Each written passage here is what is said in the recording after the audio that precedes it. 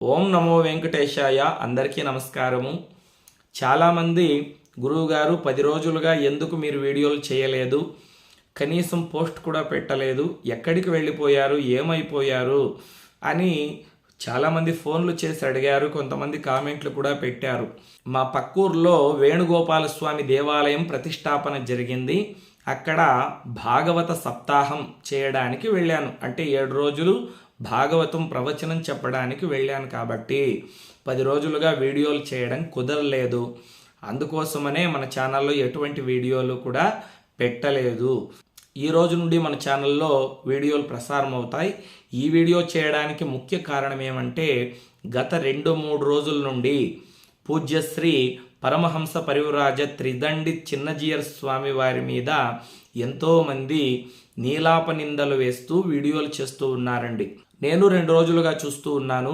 పూజ్య చిన్నజీయర్ స్వామి వారు సమతాకుంలో మాట్లాడుతూ ఒక వీడియోలో ఏమన్నారంటే, ఆదిశంకరాచార్యుల వారు పరమ వైష్ణవుడు, అంతేకాదు ఇప్పుడున్నటువంటి 4 చతురామ్నాయ పీఠాలు, ఈ శంకర పీఠాలు ఏవైతే ఉన్నాయో అవి ఆదిశంకరాచార్యుల వారు స్థాపించలేదు, విద్యారణ్యుల వారు స్థాపించారు.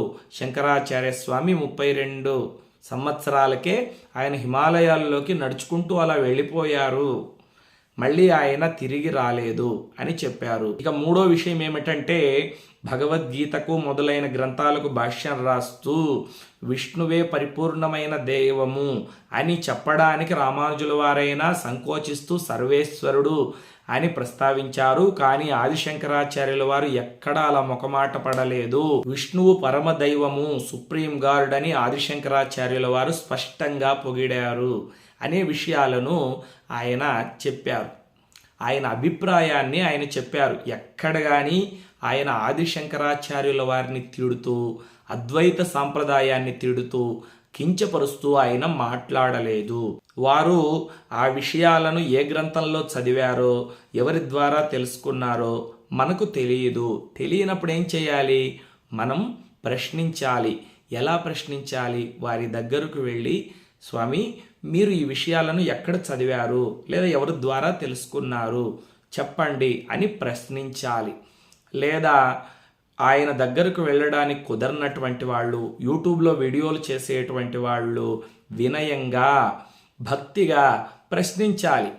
ఆయన ఆదిశంకరాచార్యుల వారిని ఎక్కడా తిట్టలేదు, కఠినంగా మాట్లాడలేదు. ఒక యతీశ్వరుణ్ణి, ఒక స్వామీజీని కాషాయ దండ మాత్రేణ యతి పూజ్యో నసంశయ అంటే, కాషాయ వస్త్రాన్ని ధరించి చేతిలో త్రిదండం పట్టుకున్నవారు ఎవరైనా సరే, వాళ్ళు ఎటువంటి వాళ్ళైనా సరే వాళ్లను పూజించాలి, వారికి నమస్కరించాలి అని ఆదిశంకరాచార్యులు వారే చెప్పి ఉన్నారు కదా. అంతేకాదు, సాధూనాం దర్శనం పుణ్యం, స్పర్శనం పాపనాశనం, భాషణే సర్వతీర్థాన్ని, వందనే మోక్ష సాధనమని శాస్త్రాలు చెప్తున్నాయి కదా. సాధువుల్ని దర్శిస్తేనే మనకెంతో పుణ్యం వస్తుంది, వాళ్లకు నమస్కరిస్తే మోక్షం వస్తుంది, వాళ్లతో మాట్లాడినట్లయితే గంగా, యమున, నర్మదా, సింధు, కావేరి మొదలైన నదుల్లో స్నానం చేసినటువంటి ఫలితం వస్తుంది. అటువంటి స్వామీజీని పట్టుకొని కొంతమంది దుర్మార్గులు, కొంతమంది అజ్ఞానులు బ్రాహ్మణులమని చెప్పుకుంటూ, పండితులమని చెప్పుకుంటూ, చూడండి యూట్యూబ్లో ఎటువంటి పోస్టులు పెడుతున్నారు. వాడు సన్యాసి కాదు, సన్నాసి, వెధవా. హరిహరి అలా మాట్లాడకూడదు. చూడండి, ఆ మాట వింటూ ఉంటేనే మనకు వినడానికి ఎంత జిగుప్సగా ఉందో. ఆ మాట చెవుల్లో సీసం పోసినట్లుంది కదండి. ఒక వయసులో పెద్ద ఆయన, పైగా ఒక యతీశ్వరుడు, ఆ మహానుభావుడు చేస్తున్నటువంటి సంఘ సంస్కరణ అంతా ఇంత కాదండి. మీ అందరికీ తెలుసు, హరిజనులకు, గిరిజనులకు వేదాన్ని నేర్పించి, వారికి కూడా పౌరోహిత్యాన్ని నేర్పించి చక్కగా ఎన్నో దేవాలయాల్లో అర్చకులుగా నియమింపజేస్తూ ఉన్నారు స్వామివారు.